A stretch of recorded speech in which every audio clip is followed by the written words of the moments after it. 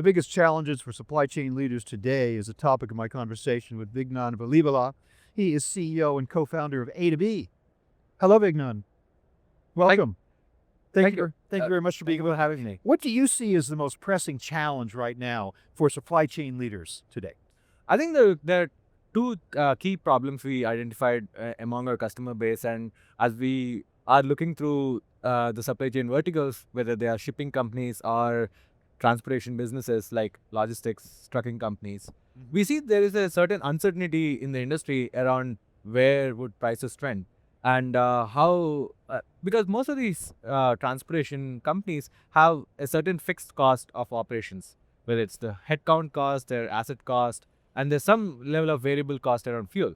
And so there's a volatility in the fuel market that also leads to shorter, smaller margins for this industry. So the uncertainty we see is that when do we reinvest in our business for growth? And how consistent would this growth be? Will this be a couple of quarters or a couple of years? And with the change in administration, we do see a renowned sense of optimism in American manufacturing. And with that, we also see that trucking companies are now actively looking at potentially buying new trucks or also investing in hiring more drivers. So it's a positive trend overall that we are seeing. With that in mind, what do you see as the role of technology, the technology improvements that are out there that might allow companies to reshape the way they manage their fleets and their operations? Absolutely. So I think one of the underappreciated aspects about the trucking industry is that these fleets are actually generating enormous amount of data about their operations on a daily basis. You look at an average truck, which is driving, let's say, 500 miles a day.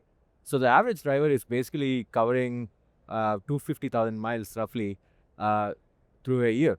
And so with that kind of information, you can do a lot more advanced planning around when do you buy fuel, where do you buy fuel.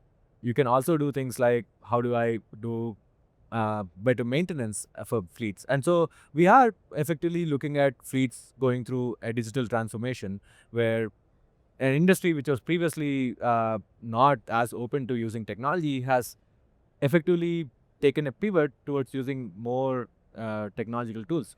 Case in point, if you look at the ELD mandate, this came into effect almost 10 years ago, like roughly 2015-16 era. And most trucking companies, especially small businesses, were not open to moving to a digital tool like that. But now, I don't think any trucking company want to get out of that kind of a system because it has effectively enforced a higher safety standard for drivers. It has also enforced a better efficiency standard for fleet operations. So I do see that being the underlying current of digital transformation changing the industry. Well, you mentioned how important data is, and of course it is important on managing your fleets and your operations on a minute-by-minute, day-to-day basis. But how can it also be used to achieve deeper insights into operations and performance? Can you give us some tips on that? Absolutely. So if you look at some of the most important costs of running a transportation fleet, you'll see that between fuel, payroll, and things like insurance, there is a lot of optimization a fleet owner or a fleet manager can do around these costs. For example, how efficiently your fleet is running can be the difference between you making positive margins or actually going out of business. And similarly, driver safety. So if you look at how with advanced technologies like video-based safety cameras and other forms of telematics, fleets can actively reduce their cost of insurance and also help drive a safer fleet overall. And I think these fundamental changes in cost structure improvements actually makes the fleets more resilient.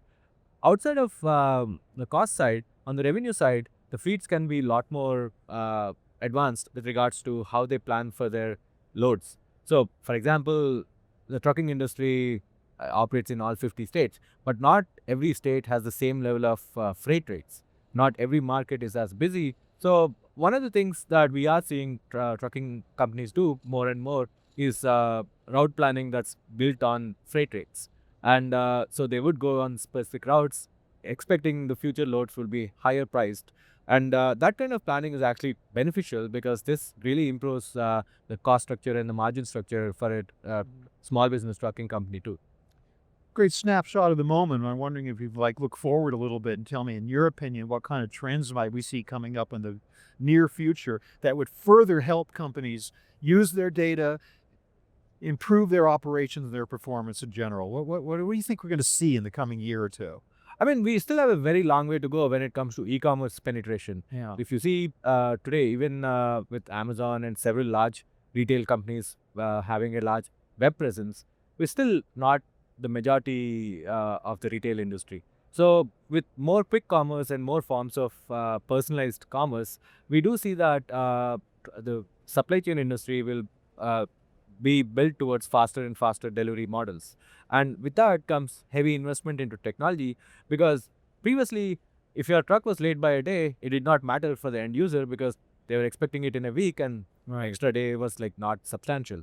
But now, if most deliveries are coming within the day, and you don't want to be late by even few hours, and that level of time sensitivity is something that we are definitely seeing happening across the board, and it is a secular trend. If I have to be like looking slightly into the future, what I see is that e-commerce penetration will continue to grow in this decade and the coming decades.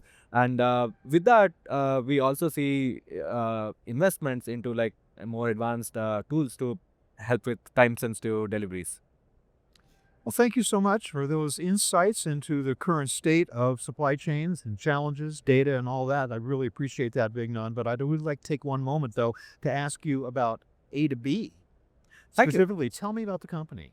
I'd love to. So, I mean, we are in the service of the customer. What we are doing is effectively helping them save on some of their most important costs. For example, we help with fuel costs by offering a next generation fuel card and a fuel management platform that helps these trucking companies save up to 20-30% on fuel operating costs. And we do that while also preventing any version of fraud or any misuse of these cards. And you would see that most small businesses, and the small businesses are the bedrock of this industry, they are the ones who suffer from high working capital cost and high operating costs. So we are taking like this platform to help small businesses get paid faster, so that we can offer 24/7 instant payments for small businesses and their drivers too. So that is what is helping us serve tens of thousands of businesses today, and also large freight platforms like Uber Freight or Schneider or NTG, and a couple of others of that scale. Thanks again, Vignan. I really appreciate your insights. Appreciate your time. Thank you. Thank you It very was a much. pleasure. I was speaking with Vignan Balibola with AtoB. Thank you very much for watching.